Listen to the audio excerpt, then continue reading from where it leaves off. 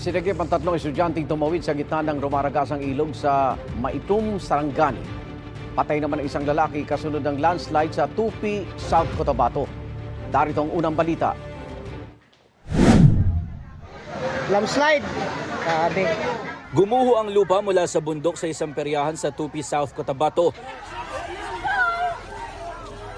Natabunan nito ang isang lalaking 25 anyos na tauhan ng peryahan na nooy natutulog sa kanilang kubo. Ayon sa Municipal Disaster Risk Reduction and Management Office ng Tupi, pasado alas 2 ng hapon itong Lunes nang magka-landslide sa lugar. Dinala sa paggamutan ng natabunang lalaki pero binawian ng buhay kalaunan. Nakaligtas naman ang ibang nagtatrabaho sa nasabing perya. Ayon sa MDRRMO, lumambot ang lupa sa bundok dahil sa walang tigil na ulan.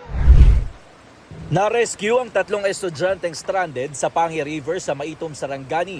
Gamit ang lubid na itinali sa isang naputol na puno, inalalayan ng mga pulis sa mga estudyante na makatawid sa gitna ng rumaragasang ilog. Ayon sa pulisya, pauwi na ang mga estudyante nang tumaas ang ilog dahil sa malakas na ulan. May yelo! Nakaranas ng pagulan ng yelo ang Bacoor, Cavite. Ine-enjoy naman yan ng isang mag-anak na naligo sa ulan. Unang beses daw nila itong naranasan. Ang mga pag-ulan sa malaking bahagi ng bansa nitong Martes kabilang ang South Cotabato, Sarangani at Cavite ay dulot ng easterlies ayon sa Pag-asa.